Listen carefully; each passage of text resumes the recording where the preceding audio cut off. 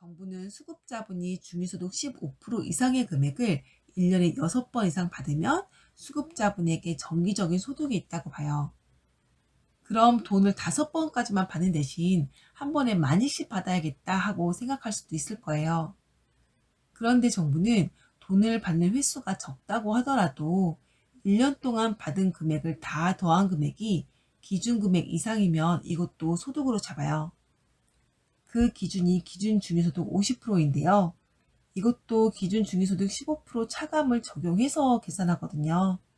그래서 받은 금액을 더한 금액에서 기준중위소득의 15%를 차감한 금액이 기준중위소득 50% 이하이면 소득으로 보지 않지만 기준중위소득 50% 금액을 넘으면 소득으로 봐서 수급비가 깎이거나 심하면 수급자에서 탈락할 수도 있어요. 그럼 기준 중위소득 50%가 얼마인지 볼게요. 지금 보여드리는 표가 2021년도 기준 중위소득인데요. 이 표를 보시면 1인 가구 기준 중위소득이 182만원, 2인 가구 308만원, 3인 가구 398만원, 4인 가구 487만원이에요. 이것의 50% 값은 1인 가구 91만원, 2인 가구 154만원, 3인 가구 199만원, 4인 가구 243만원이죠. 1년 동안 받은 금액을 다 더한 돈에서 기준 중위소득 15% 금액을 차감한 금액이 이 금액 이상이면 정부는 수급자분이 돈을 받는 횟수와 상관없이 소득으로 봐요. 그래서 수급자라면 돈을 받을 때도 잘 생각해서 받아야 해요.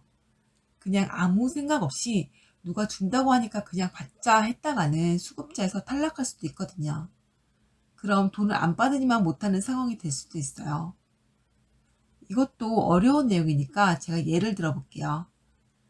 어떤 1인 가구 수급자분이 지난 1년 동안 아들에게 20만원씩 3번, 동생에게 10만원씩 2번 이렇게 지원 받았다고 해봐요.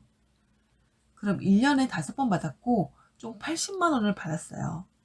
이분은 6번 이상 안 받았고 받은 금액을 다 더한 금액도 중위소득 50% 금액인 91만원이 안 되니까 소득으로 안 봐요. 그런데 만약 이분이 지난 1년 동안 아들에게 70만원씩 3번, 동생에게 30만원을 1번 이렇게 받았다고 해봐요. 그럼 1년에 4번 받았고 총 240만원 받았어요. 그럼 얼마를 수급자의 소득으로 보냐?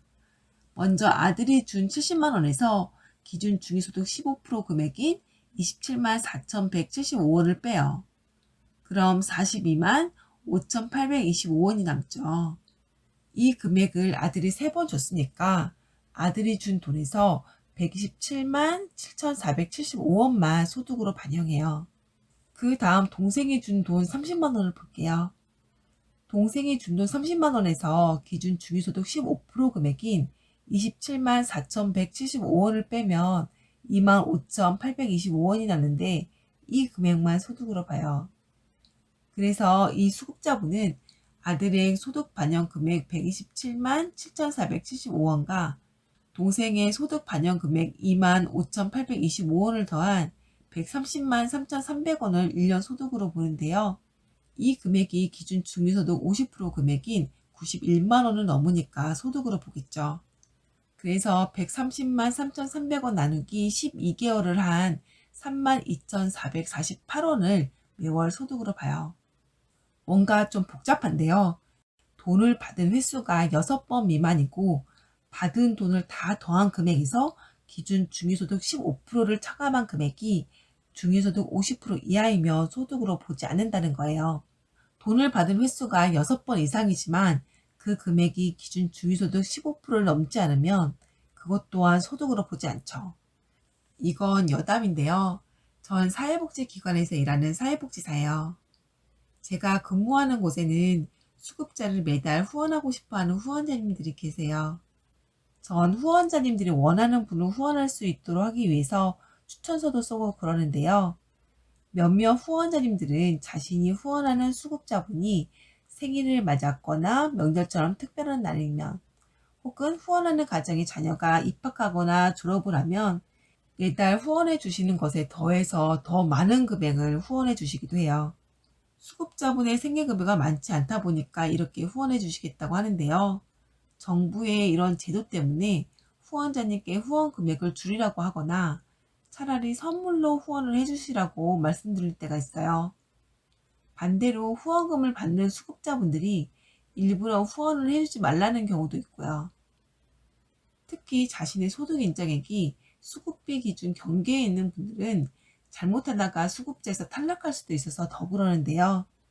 복지기관에서는 수급자분의 수급비가 충분하지 않으니까 이렇게 후원자를 연계하는 것인데, 정부는 수급자분이 일정 금액 이상 후원을 받으면 그 금액만큼을 깎아서 수급비를 주니까 이 모습을 보는 일선의 사회복지사로서 너무나 아쉬운 마음이 커요.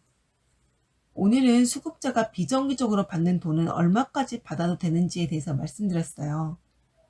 영상을 준비하면서 수급자는 돈을 받을 때도 생각해야 할 것이 많다는 생각에 마음이 참 불편했네요. 그럼 오늘은 여기까지 하고 다음 시간에 또 뵙는 걸로 할게요. 오늘은 이만 안녕.